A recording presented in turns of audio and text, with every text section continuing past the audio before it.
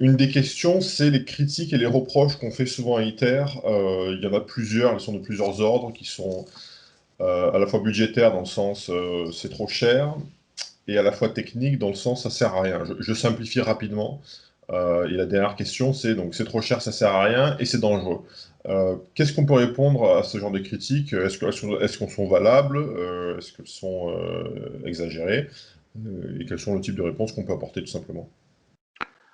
Oui, en tout cas, il faut les entendre, hein. J'ai toujours défendu auprès du directeur général d'ITER qu'il faut accorder de l'attention à ces critiques. Euh, donc oui, il y a essentiellement trois catégories de critiques, des critiques plutôt scientifiques et techniques, des critiques alors plus sur la mise en œuvre du projet, les retards, les augmentations de budget, et troisièmement, des critiques, disons, politiques. Les critiques scientifiques, techniques, on peut les décrire assez rapidement. On peut suivre aussi ce qui a été dit notamment par les prix Nobel français, dont Charpak notamment, qui essentiellement disait que cette machine arrive trop tard, elle ne va rien démontrer finalement de très intéressant pour la suite des opérations, et avec de gêne également aussi que ces gros projets sont condamnés dès le départ, disons. Il y a d'autres critiques dont on a évoqué d'ailleurs l'essentiel dans la première émission, notamment le fait qu'il y a toujours des incertitudes sur les matériaux que l'on pourra utiliser dans les futurs réacteurs, la durée des expériences, la stabilité des plasmas et la possibilité de contrôler celle-ci. Tout ça donc est pertinent et font l'objet d'ailleurs de recherches actives, hein. Donc ce ne sont pas des critiques ex nihilo, elles soulèvent des problèmes concrets qui font l'objet de travaux. D'autres critiques, comme j'ai dit, portent plus sur la mise en œuvre du projet, la gestion du projet, et notamment les budgets. Certes, ITER a un coût élevé, hein, qui n'est pas complètement transparent d'ailleurs, mais dans mon livre, je donne des estimations de ce coût. Donc, on arrive à l'heure actuelle à un coût total de l'ordre de 40 milliards d'euros. Donc, c'est énorme. C'est énorme, c'est une machine unique au monde, en effet, c'est une première aussi. Et ce qui complique aussi les choses, c'est que la fabrication est distribuée sur 35 pays. Donc ça apporte aussi des coûts et des complexités, des retards qui étaient connus dès le départ. Donc certains en effet disent qu'en soutenant ITER, on assèche d'autres domaines de recherche. Oui, dans une certaine mesure, en effet. Mais bon, ce sont des choix qui ont été faits au niveau politique, au plus haut niveau d'ailleurs. Et au niveau européen, au niveau de l'Union européenne, cette critique n'est pas fondée dans la mesure où le financement qu'accorde l'Union européenne à ITER provient d'un budget, d'une ligne budgétaire particulière qui n'est plus donc liée au programme de recherche. Donc, au niveau de l'Union européenne, on ne peut pas dire en effet que le soutien, le financement accordé à ITER est au détriment d'autres domaines de recherche. Ce sont des lignes budgétaires complètement distinctes. Mais bon, cette critique-là vaut pour d'autres pays, dont les États-Unis. Je vois chaque année, là en ce moment, ils discutent le budget à Washington de l'année prochaine, et c'est toujours donc le même type de discussion sur la fusion. Ce que vous donnez à ITER réduit les montants, les budgets disponibles pour des programmes nationaux. Donc ça, en effet, c'est vrai pour les États-Unis et j'imagine pour d'autres pays également. Voilà. Mais le financement d'ITER est considérable, mais on peut le relativiser aussi parce qu'il est apporté par 7 membres, 35 pays, et quand vous faites les calculs, ces montants finalement sont relativement modestes à l'échelle d'économies comme les États-Unis, la Chine, etc. Voilà. Mais bon, ces critiques sont pertinentes également aussi, hein. Il y a eu des critiques sur le management, la gestion du projet, qui est un projet hyper compliqué, qui sera complexe jusqu'à la fin, et donc pour lequel il n'y a pas non plus énormément de références, hein, d'autres exemples dans le monde. Donc on peut dire qu'ITER innove aussi dans le domaine de la gestion de projets internationaux. Et puis, dernière catégorie, il y a des critiques plus politiques, je dirais, comme en France, en Allemagne, où les écologistes sont contre le nucléaire sous toutes ses formes, et donc la fusion fait partie de leur cible de ce point de vue, fusion, fission, tout est dans le même sac. Donc, ce sont des critiques donc, plus politiques et idéologiques, et qui ont évidemment leur importance aussi, même si on voit aussi se développer des mouvements verts, écologistes, qui soutiennent le nucléaire, puisque dans le contexte du changement, du réchauffement climatique, il y a un certain nombre de personnes qui voient aussi les avantages qu'offre la fission nucléaire, la fusion également, pour limiter la production de gaz à effet de serre. Voilà, voilà en quelques mots. Très bien, merci beaucoup. Juste, je vais revenir sur 2 points intéressants. Vous dites le financement, vous admettez que c'est pas très transparent, qu'on ne sait pas trop ce qui se passe. Bon, c'est quand même une information assez intéressante.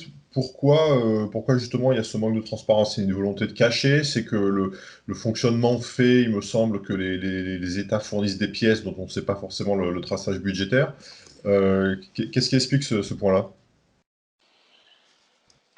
Oui, j'ai participé au Conseil ITER jusqu'en 2016, et donc c'est évidemment un sujet sensible, hein, le coût du projet, donc sur lequel les membres d'ITER n'ont pas envie de donner une grande publicité, d'autant plus qu'il est souvent question d'augmentation, etc., de retard.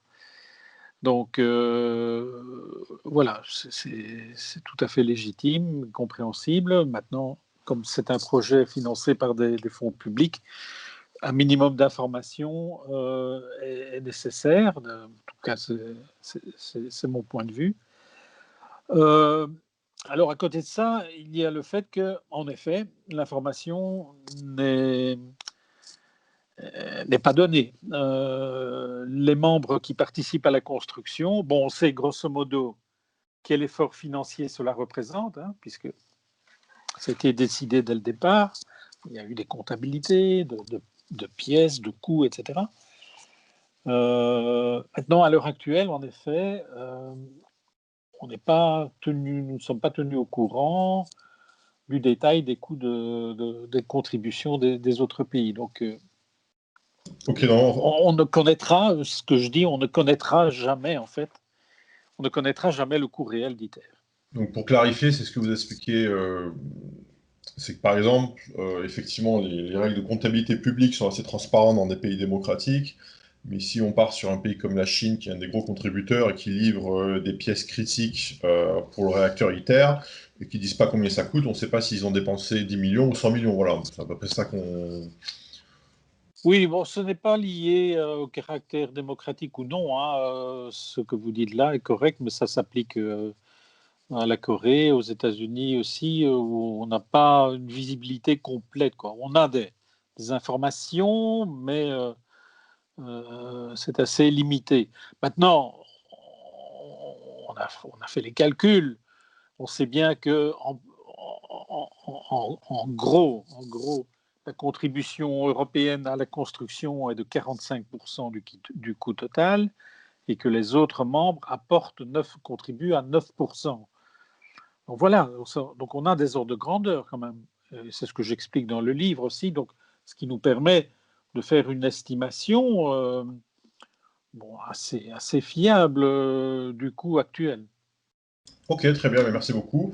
Dernier point là-dessus. Vous parlez de la plupart des mouvements écologistes, pas tous, parce qu'il y en a qui sont aussi pro-nucléaire. Comment on peut expliquer aujourd'hui, alors qu'on est dans un contexte, on a des activistes comme Greta Thunberg, etc. Voilà, il y a une conscience politique qui s'éveille au niveau mondial sur l'urgence climatique, c'est dans ces termes-là, par rapport aux émissions de gaz à effet de serre. Comment expliquer qu'une majorité des mouvements écologistes soient contre la fusion, sachant qu'a priori ça représente quand même beaucoup moins de risques que la fission en termes de déchets? C'est quoi? C'est un blocage idéologique? Ils ont des arguments valides? Voilà, moi je sais pas. Pourquoi la plupart, c'est une peur du nucléaire qu'on rapproche la fusion, qu'on rapproche à la bombe nucléaire à fusion. Voilà, c'est quel type de peur et pourquoi la plupart de ces mouvements écologistes sont contre la fusion, qui a priori pourrait être une solution. C'est aussi peut-être qu'ils disent, ce qu'on peut entendre aussi, hein, que ces fonds-là seraient mieux utilisés à faire des éoliennes et des panneaux solaires. Voilà. J'essaye de comprendre pourquoi la plupart sont dans l'opposition par rapport à ce type de projet. Oui, c'est tout à fait comme vous dites, hein, pour certains, donc c'est un parti pris idéologique et voilà, vous ne les changerez pas évidemment dans leur conception. Pour d'autres, bon, ça peut être une combinaison de facteurs aussi, hein. Pour d'autres, c'est le risque essentiellement lié à l'utilisation de tritium, hein, un élément radioactif qui sera présent à ITER, qui va faire l'objet de transport, qui est un élément donc radioactif pour lequel il convient de mettre en place toute une série de mesures de protection, etc. Et c'est pour cette raison essentiellement que le site ITER est considéré comme un site nucléaire par l'autorité de sûreté nucléaire française, l'ASN. Donc voilà, pour cette raison-là aussi, des critiques sont formulées à l'égard d'ITER.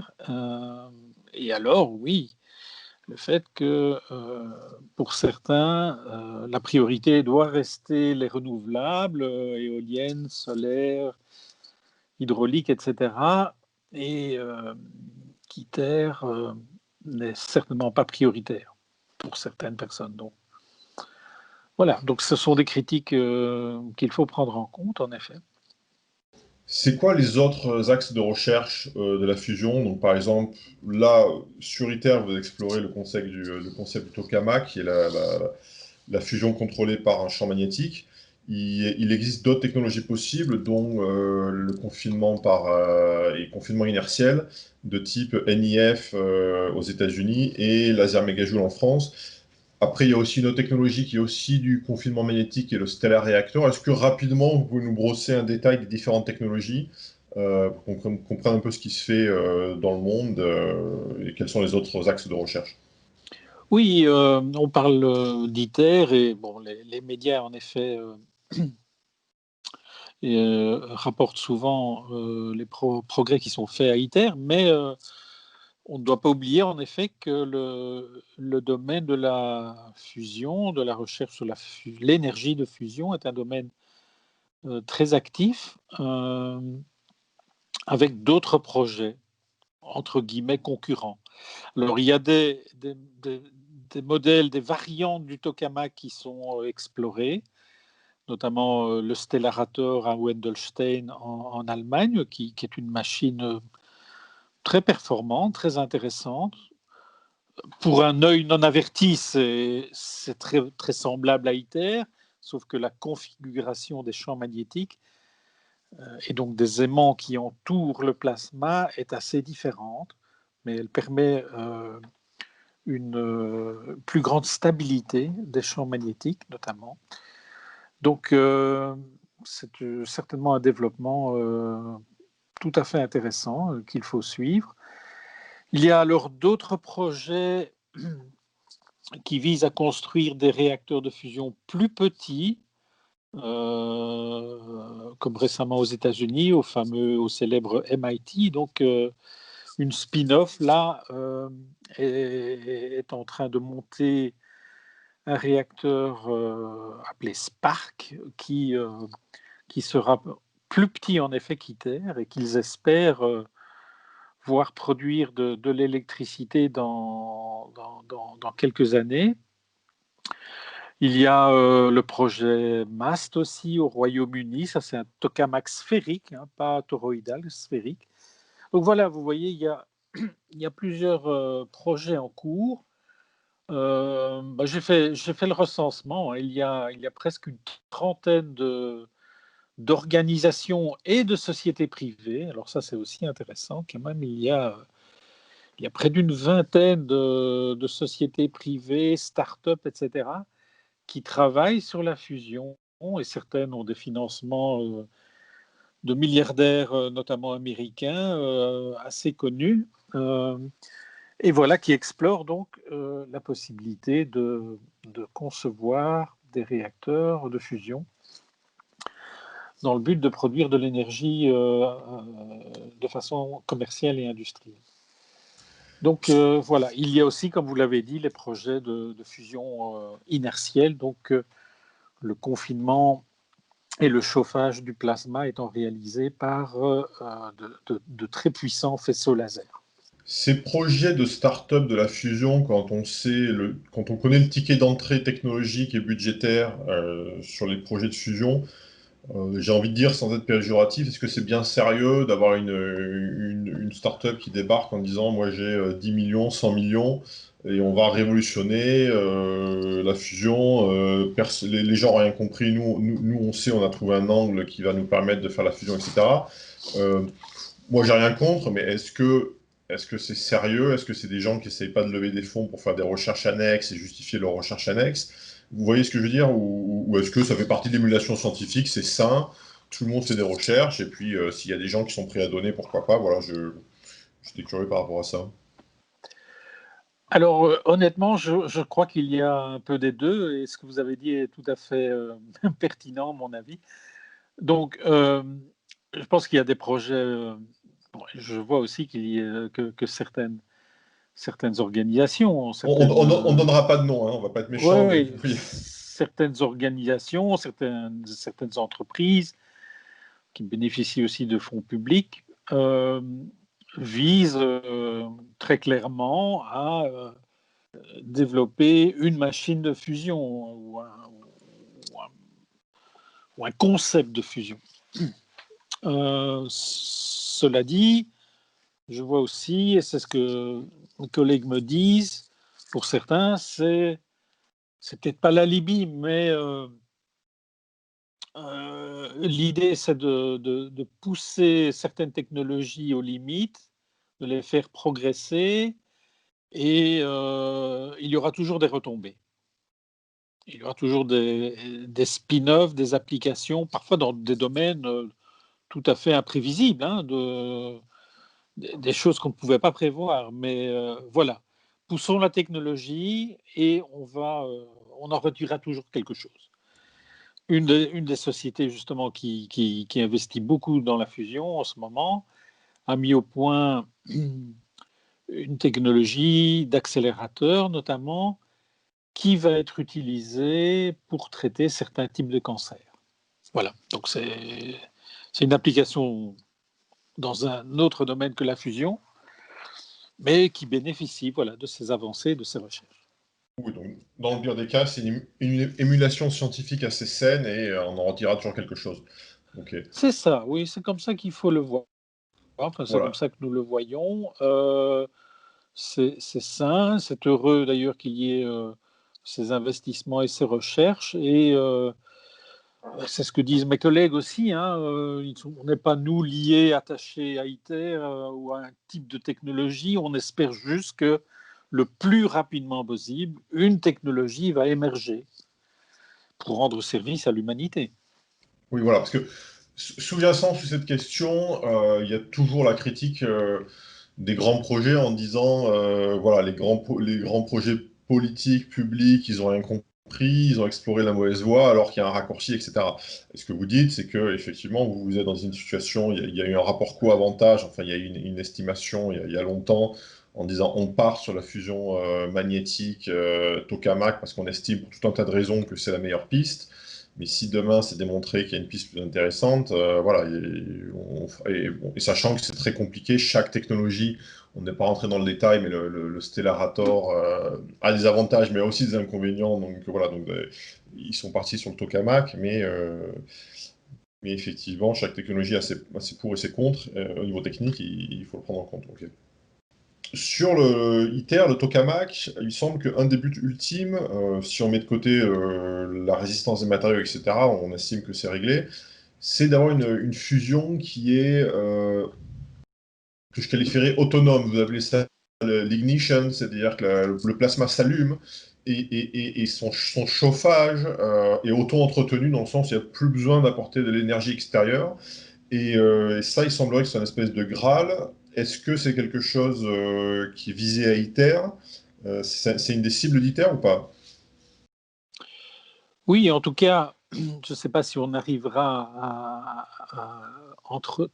à auto-entretenir le plasma complètement, mais si tout se passe bien, le réacteur ITER va procéder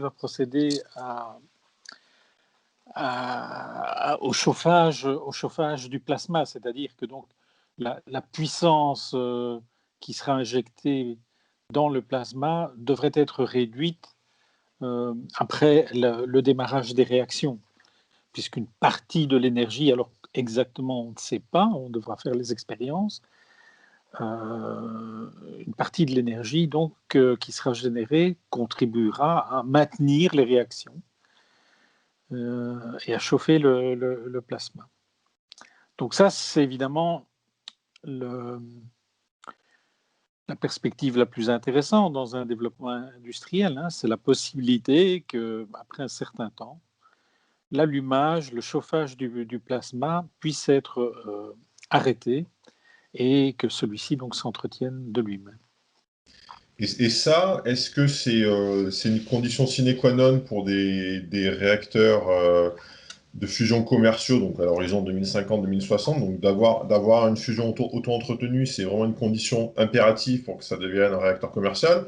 Ou est-ce que c'est un plus, mais est-ce que avoir un apport externe, même sur un réacteur commercial, c'est acceptable? J'ai pas très bien compris cette partie-là, en fait.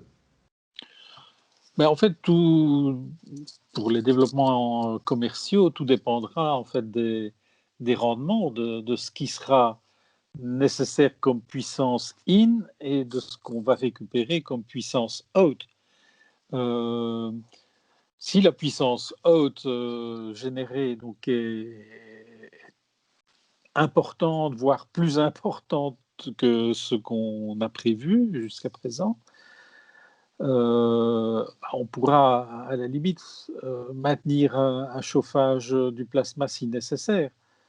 Voilà, donc tout dépendra un petit peu de ce que l'on va Oui, apprendre, de ce que les expériences vont montrer, en fait. donc ça dépend de l'expérience. Donc effectivement, si on montre à l'issue d'ITER que on met, je dis n'importe quoi, 2% d'énergie et qu'on en retire 98, à partir de là, on a un rendement qui est excellent et on peut se dire, bon ben voilà, on doit quand même fournir un peu d'énergie, mais comme on en retire 50 fois plus, ça reste acceptable, on n'a pas forcément besoin de viser le placement auto-entretenu. Oui, voilà, c'est un petit Ça. peu ce Ok. type de En, calcul qui en devrait être rac- fait.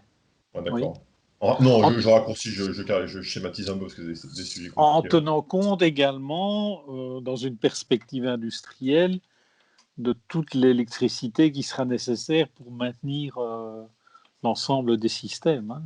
Oui, non, ça, j'en parle, je parle au niveau global, on est bien d'accord, on ne parle pas Ouais. juste au niveau thermique, on en a Oui, oui, évoqué ce d'accord, point-là. ok.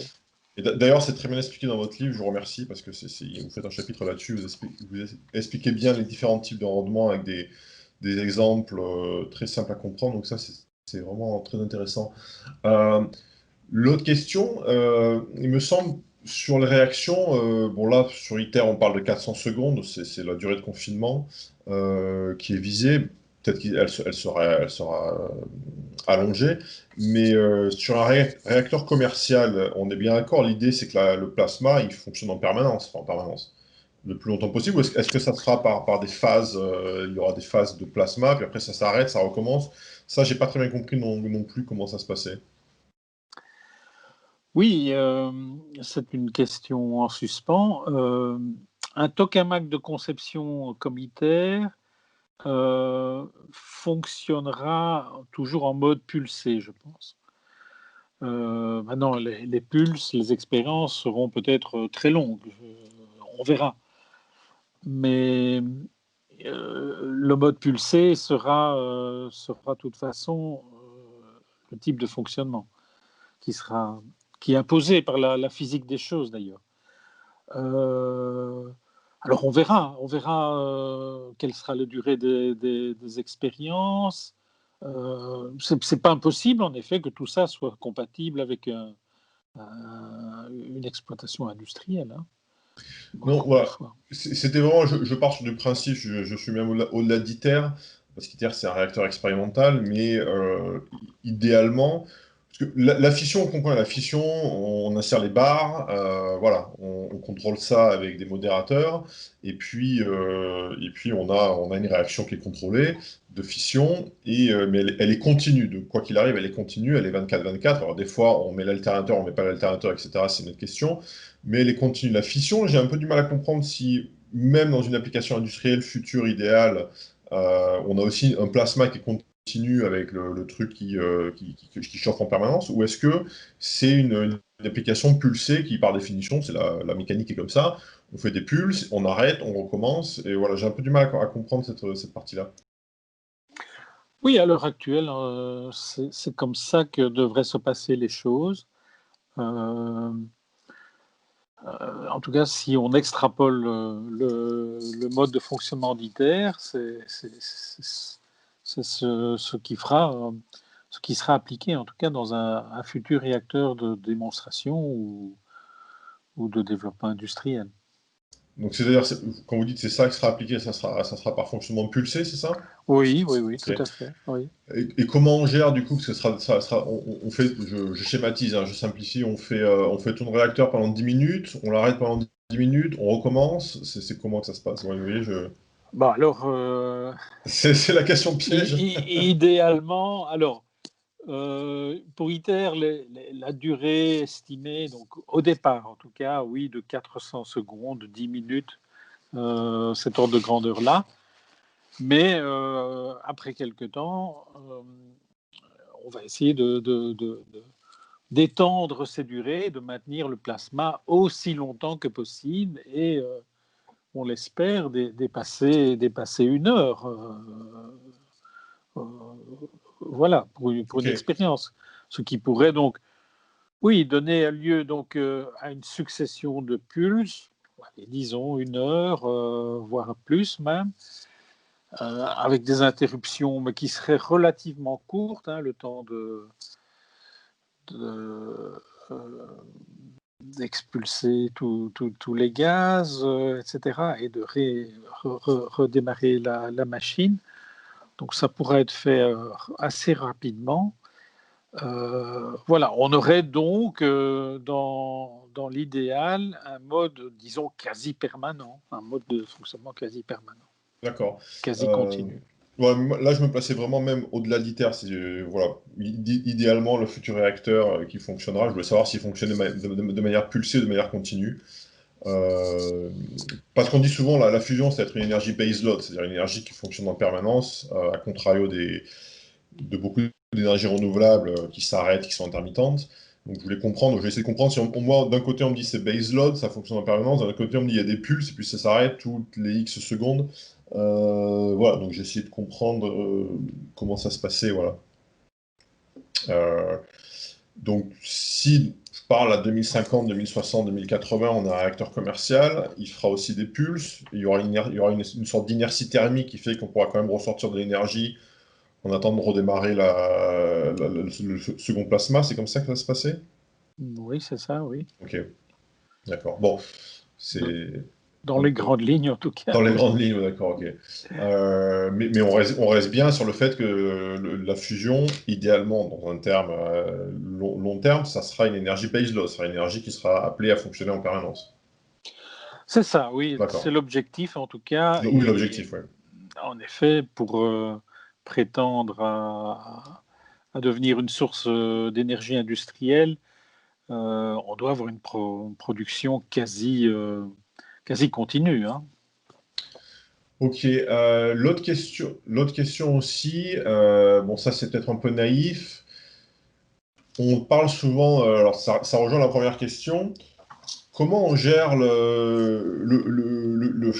c'est peut-être très mal nommé, le carburant, parce que pour l'instant le carburant de la fusion c'est le deutérium, on rappelle que le deutérium c'est un isotope de l'hydrogène avec deux neutrons, et le tritium c'est aussi un isotope de l'hydrogène avec trois neutrons, donc on a ces deux isotopes qui servent de carburant qui vont fusionner ensemble. Quand on fait le plasma, comment ça se passe? Vous dites qu'on éjecte entre 1 et 2 grammes pour ITER, mais après on a une espèce de... On met ça dans le tokamak et puis on fait tourner jusqu'à ce que tout ça est fusionné, puis on arrête, on re-injecte? Ou est-ce qu'on a une espèce de carburateur à deutérium-tritium où au fur et à mesure on envoie encore un peu pour que la réaction continue? Alors c'est peut-être imagé de façon très grossière, mais vous voyez ce que je veux dire? Mhm. À ITER, les choses sont un peu plus simples, en tout cas seront un peu plus simples au départ en tout cas. C'est que, bon, à partir de 2035, le carburant sera un mélange 50-50 de deutérium et de tritium. Donc ce carburant, ce mélange sera injecté dans le réacteur, 2 grammes environ en effet.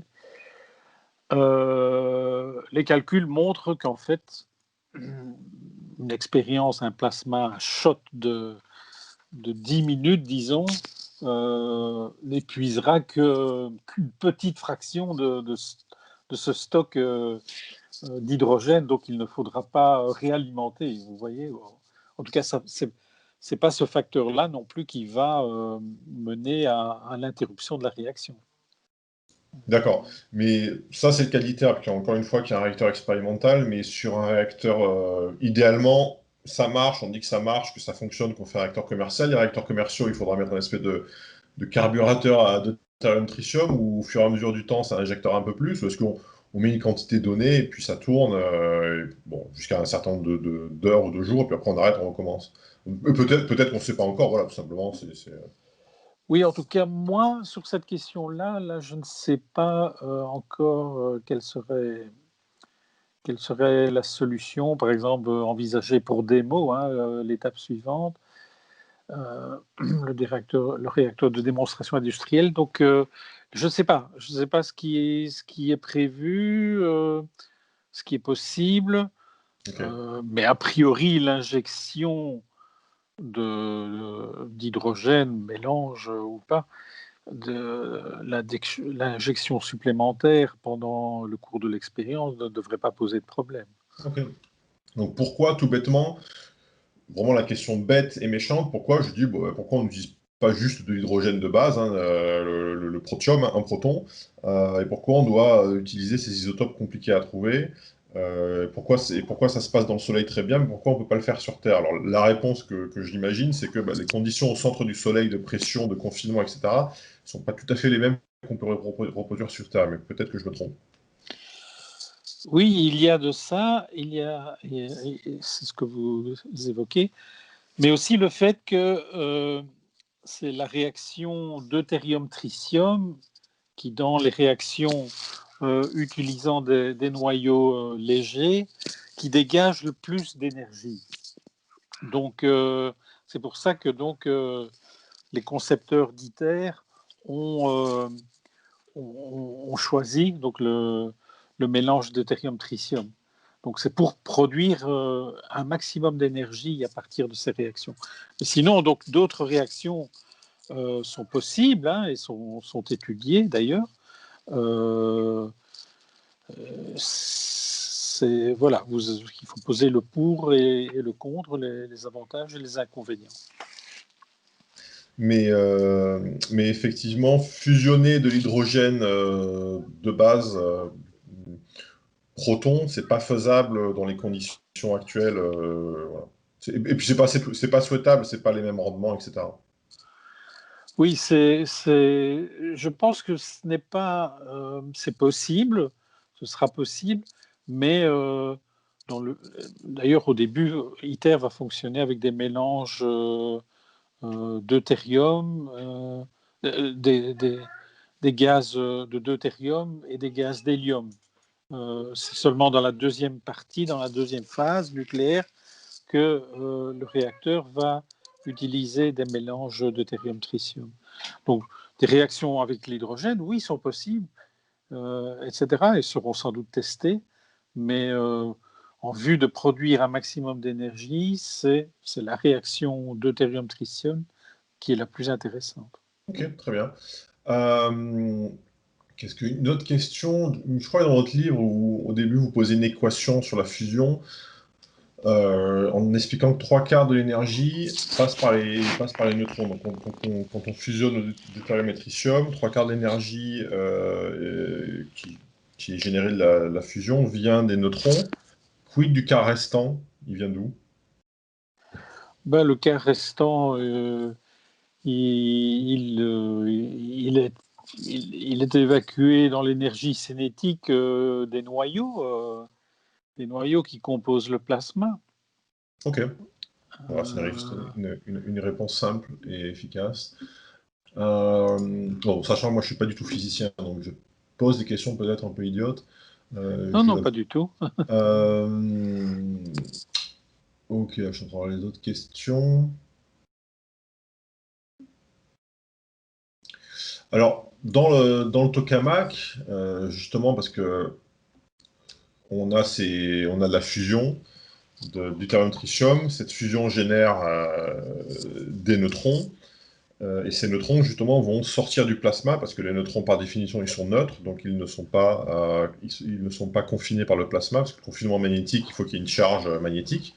Le neutron, il s'affranchit de ça, il sort du plasma, et du coup, il va toucher les parois du tokamak. Et c'est notamment un des grands défis, c'est de trouver des matériaux qui vont résister à ça. Il y a des fameuses, qu'on peut appeler des tuiles, ce qu'on appelait blanket shield. Il y en a 440 dans le tokamak qui vont justement, c'est un bouclier qui va servir à absorber ces neutrons pour protéger l'enceinte. Comment on gère ça? Comment on gère ce bombardement de neutrons intensif? C'est justement un des enjeux techniques, mais comment ça se gère? Quel temps ces tuiles vont durer, etc. Et vous pouvez un peu nous expliquer dans les grandes lignes comment on gère ça?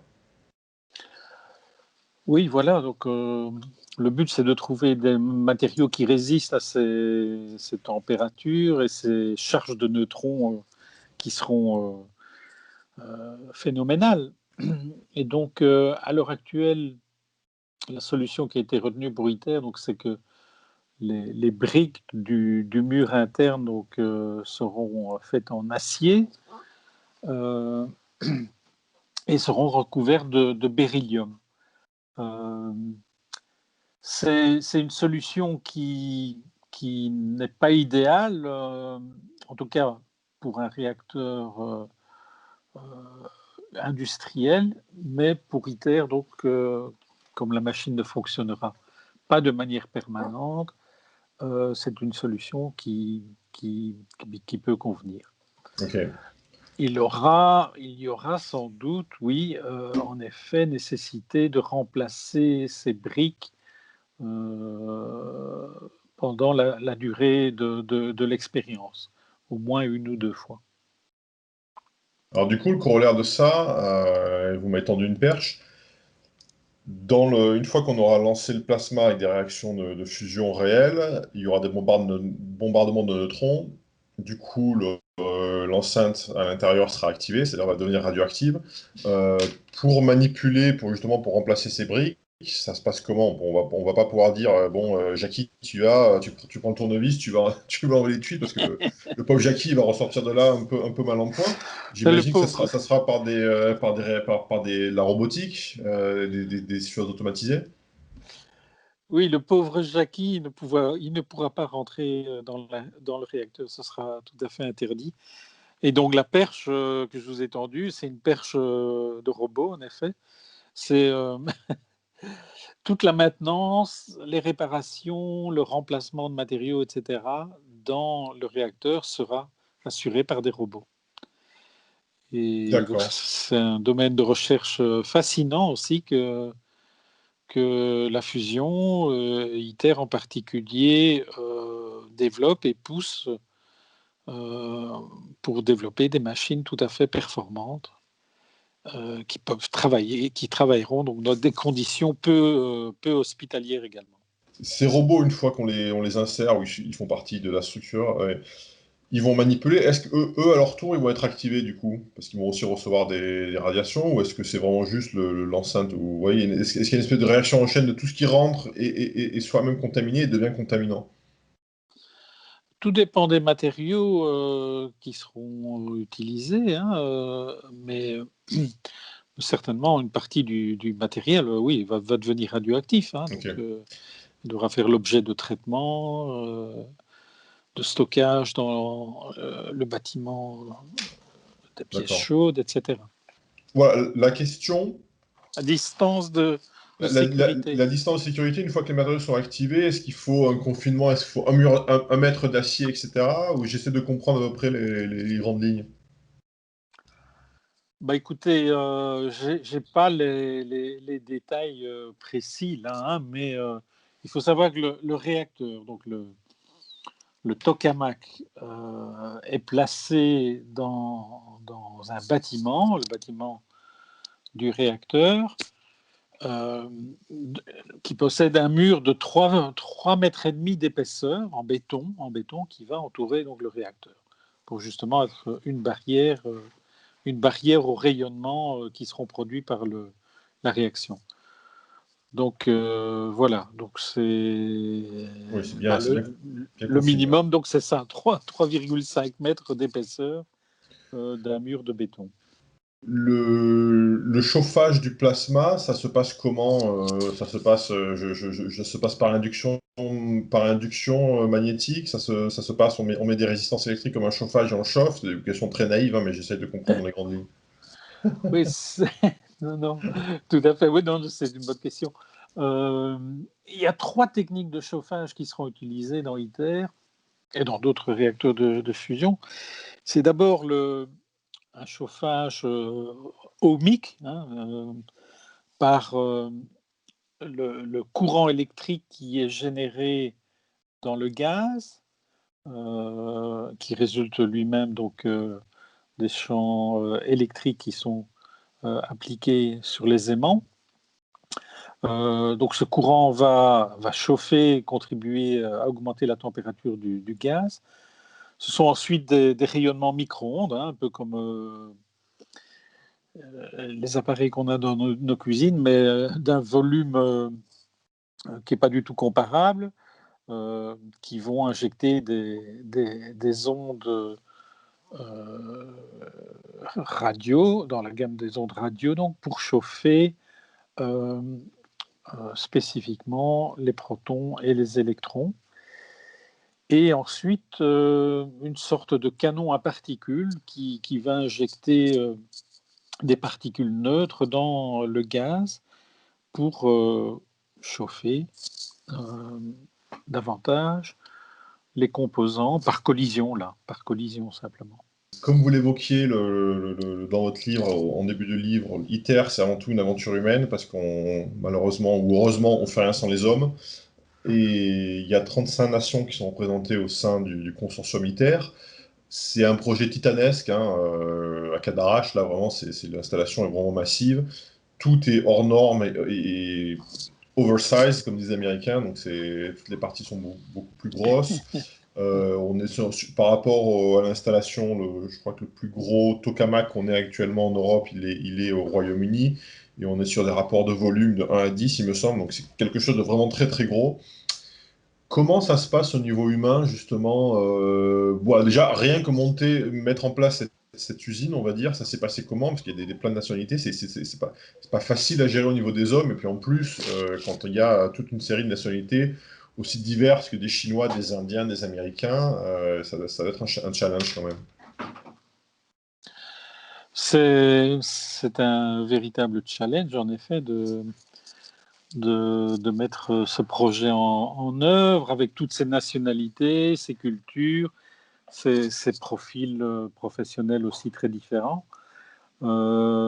C'est passionnant de ce point de vue et il n'y a pas d'équivalent dans le monde, en effet. Donc, c'est ce que j'ai dit. ITER innove également sur le plan de la gestion de projets internationaux de ce type-là. En plus, c'est quasiment un village. Je vous encourage d'ailleurs, et j'encourage les auditeurs à venir à Cadarache et visiter le site. C'est possible, en effet, parce que vous verrez, en effet, vous verrez la dimension colossale des bâtiments et des pièces qui sont installées là-bas. Donc c'est un vrai village scientifique en fait qui s'est développé presque de rien dans la campagne provençale, là, à côté du CEA de Cadarache.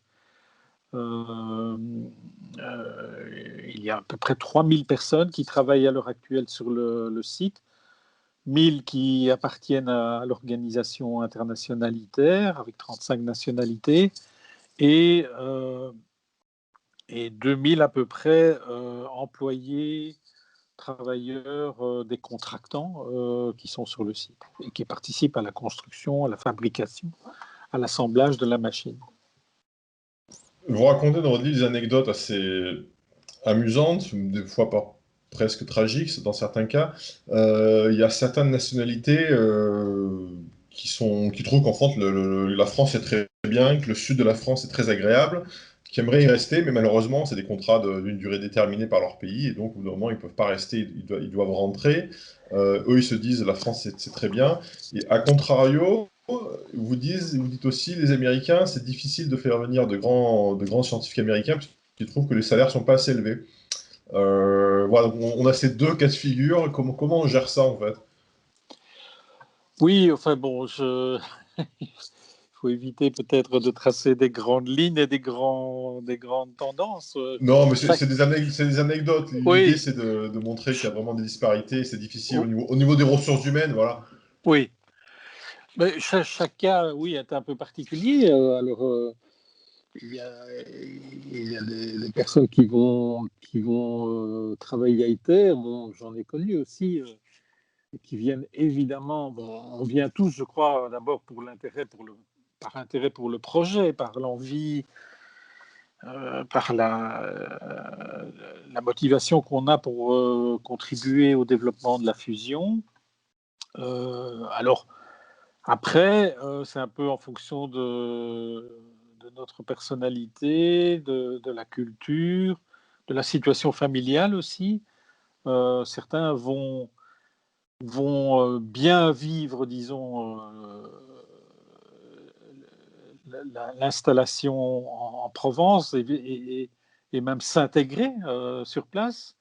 D'autres vont le vivre de façon peut-être plus distante, quoi. Alors c'est vrai que la langue peut être une difficulté, en tout cas certainement au départ, parce que c'est la Provence, c'est le sud de la France, donc la majorité des commerçants là-bas ne parlent pas l'anglais ou alors de façon assez limitée. Donc ça demande en effet un effort au départ. Il faut apprendre un minimum de français pour pouvoir s'intégrer. Il y a, bon, le CEA, l'organisation ITER offre aussi de l'assistance et des aides, certes, mais pour s'intégrer, en effet, dans la vie, participer à la culture, etc., bon, ben, on conçoit bien, il faut aussi s'affranchir des difficultés linguistiques. Certains y arrivent, d'autres plus difficilement. Donc voilà, ça, c'est un peu l'expérience, l'objectif, la personnalité de chacun. Certaines viennent avec l'idée, on va y rester 5 ans, voilà, c'est la durée typique d'un contrat, et après on retourne, on revient chez nous.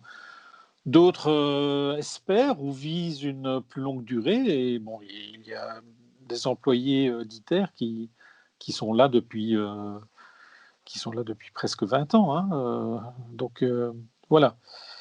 Donc il y a de nombreux cas de figure différents. Au final, tous ces collègues arrivent à travailler ensemble, et ça c'est un petit peu la beauté du projet aussi, hein, c'est que toutes ces cultures, toutes ces formations différentes, techniques, scientifiques, privées, académiques, nucléaires, non nucléaires, etc.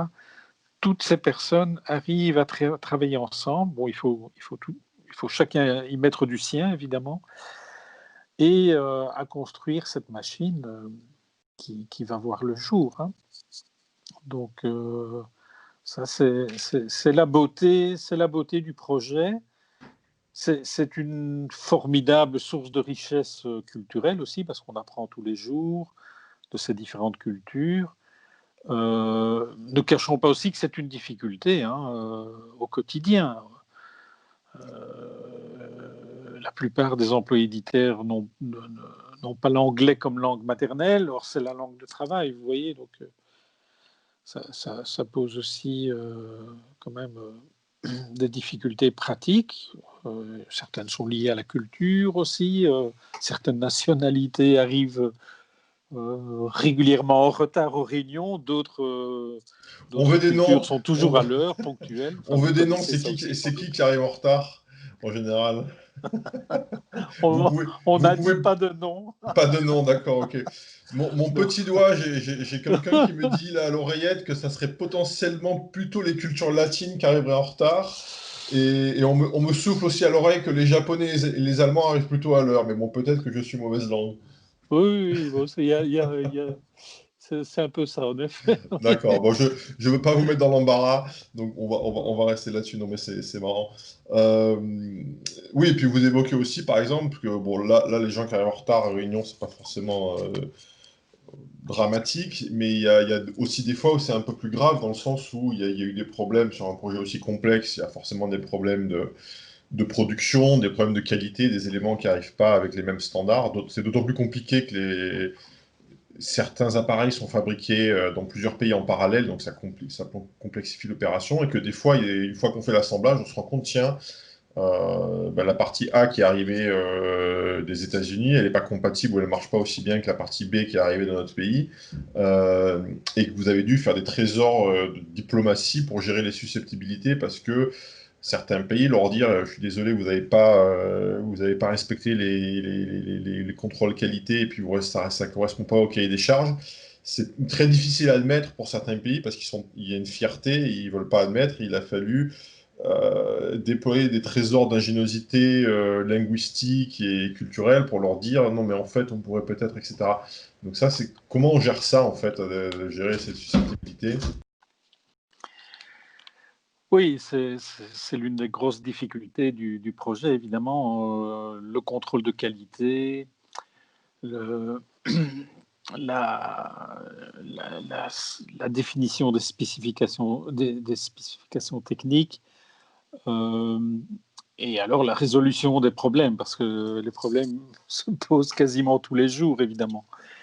Donc, c'est tout ça donc, qui rend le projet très difficile à gérer, à mettre en œuvre, et qui demande en effet un effort de la part de toutes les parties, de tout le monde, et une compréhension des différents contextes, euh, pas seulement techniques ou scientifiques, hein, aussi politiques, aussi culturels.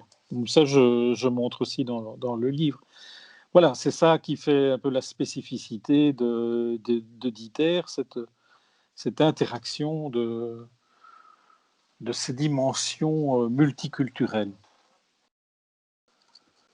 Non, je ne sais plus si je l'ai évoqué, mais ce que disaient les visiteurs, le public quand il vient en fait à ITER, je ne sais plus si j'ai évoqué ça. Bah, allez-y, non, vous ne l'avez pas évoqué, alors je vais rebondir là-dessus. Évoquez-le, Oui, mais la question c'est, Je ne savais pas qu'on pouvait visiter ITER, alors je l'ai découvert dans votre ouvrage. On fait quoi quand on vient voir ITER? Qu'est-ce qu'on voit? Ça dure combien de temps? Vous pouvez m'expliquer le parcours touristique de la visite d'ITER? Et puis après, rebondir sur ce que les gens disent. Oui. Oui, oui, oui, tout à fait. Alors là, oui, j'encourage tout le monde à venir visiter ITER. C'est en effet possible, même si le site est considéré comme nucléaire.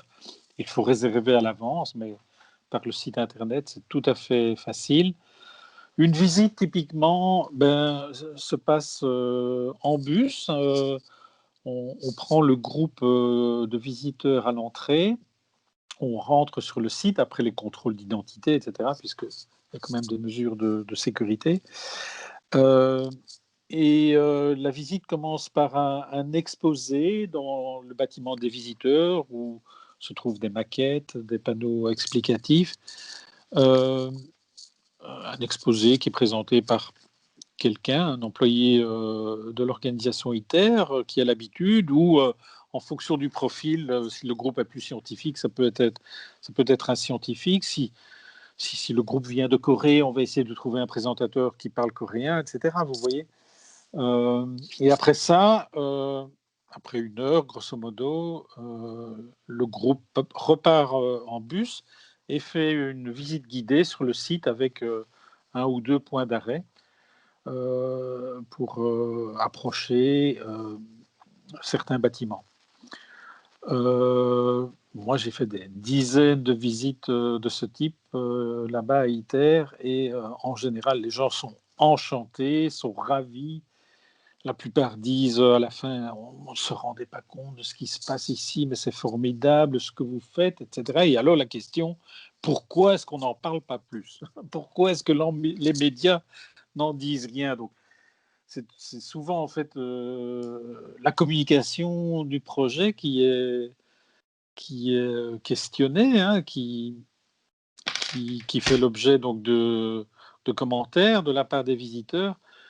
Et donc, bien sûr, alors je répondais, les médias parlent d'ITER, en effet, mais peut-être pas de manière suffisante, mais on sait bien comment aussi fonctionnent les médias, hein, ils ont leur logique, etc. Donc, on parlera surtout d'ITER quand il y aura des résultats, des progrès scientifiques ou techniques, etc. Pour le moment, on est toujours dans une phase de construction, donc ça limite peut-être un petit peu les retombées médiatiques.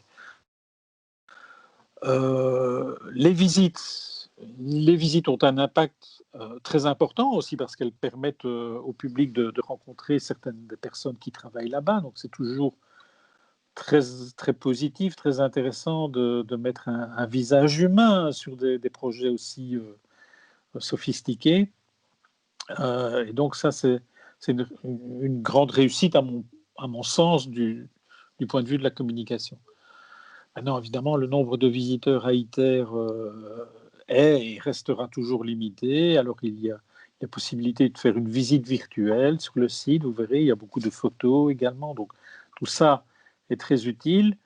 Mais c'est aussi ce qui m'a donné l'envie d'écrire ce livre sur ITER. Bon, d'abord parce que j'adore écrire, c'est un hobby pour moi, mais aussi parce que c'est une fantastique histoire, un fantastique projet avec de multiples dimensions et aussi parce que les visiteurs, justement, expriment presque tous le besoin, l'envie d'en savoir plus, et de pouvoir entrer dans le projet de façon abordable, donc pas d'ouvrage scientifique ou technique, évidemment. Donc voilà, Merci. c'est un petit peu la démarche. Je rebondis sur ce que vous dites sur la communication, parce que vous avez été aussi directeur de la communication, il me semble, à ITER, c'est ça? Ça Oui, faisait c'est ça, partie de vos oui. attributions. Oui.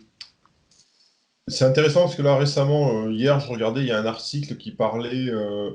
Le magazine que vous devez connaître, Science et Vie, c'est un magazine de vulgarisation scientifique en France. Tout à fait, C'est un oui, très très vieux bien. magazine, c'est un magazine qui a plus de Oui. 100 ans.